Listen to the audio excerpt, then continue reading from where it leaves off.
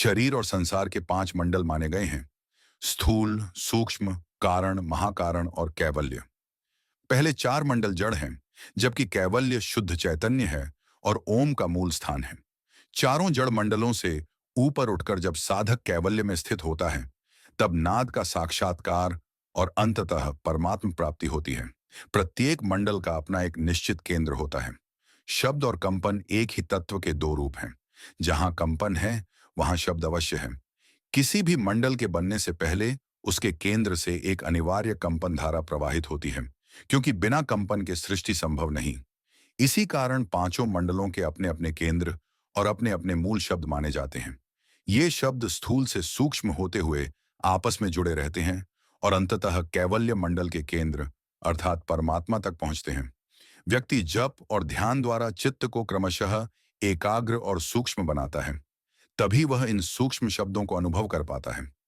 आदिनाद स्थूल नहीं होता, वह अत्यंत सूक्ष्म, मधुर और आकर्षक है, जो व्यक्ति को क्रमशः उच्चतर नाद की ओर ले जाता है और अंततः परम तत्व का अनुभव कराता है। नादानुसंधान की साधना में सदाचार अत्यंत आवश्यक है। शुद्ध आचरण, संयम और अनुशासन के बिना इस साधना में सफलता प्राप्त नहीं होती। शिव पुराण के हुंकार अनुसंधान में साधना की विधि को बहुत सहज तरीके से निरूपण किया गया है।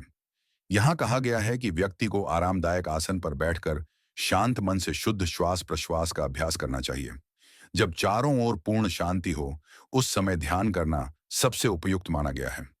उस अवस्था में तर्जनी उंगलियों से दोनों कान बंद करके कुछ देर स्थिर रहने पर भीतर एक विशेष ध्वनि सुनाई देती है, जो बादलों की गूंज जैसी होती है।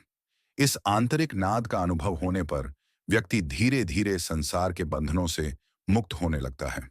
ये नाद आनंद स्वरूप है, भीतर और बाहर के भेद से परे है, नष्ट न होने वाला है और परब्रह्म का ही संकेत माना गया है। इसे अनाहत नाद कहा जाता है, क्योंकि यह किसी बाहरी वाद्य या आघात से उत्पन्न नहीं होता, बल्कि स्वयं भीतर प्रकट होता है। हिंदू शास्त्रों में 9 प्रकार के नाद बताए गए हैं।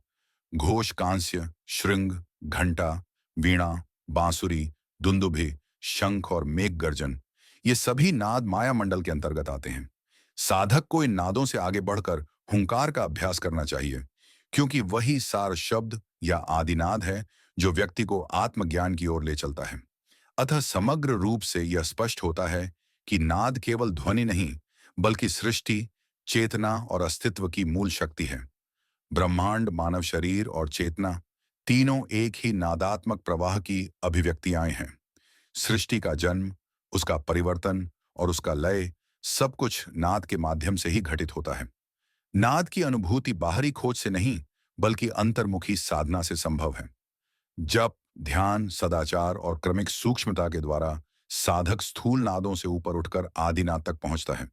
यही आदिनाद आत्मज्ञान का द्वार है, जहां जीव और ब्रह्मांड का भेद मिटने लगता है। अतः नादानुसंधान केवल साधना नहीं, बल्कि स्वयं को और सृष्टि के शाश्वत सत्य को जानने की प्रक्रिया है, जिसमें मानव, चेतना और ब्रह्मांड एक ही अखंड नाद में एकाकार हो जाते हैं। अगर आज के इस वीडियो ने आपके भीतर जरा सा भी कंपन पैदा किया है, अगर आपको लगा कि यह नाद सिर्फ शब्द नहीं, बल्कि आपकी अपनी धड़कन है, तो अभी इसी क्षण चैनल को सब्सक्राइब कीजिए, क्योंकि यह यात्रा साधारण नहीं है। यह भीतर छिपे सत्य को जगाने की यात्रा है। वीडियो को लाइक करें ताकि यह ज्ञान औरों तक पहुंचे, और इसे शेयर करें, शायद किसी और के भीतर भी वही नाद जाग जाए।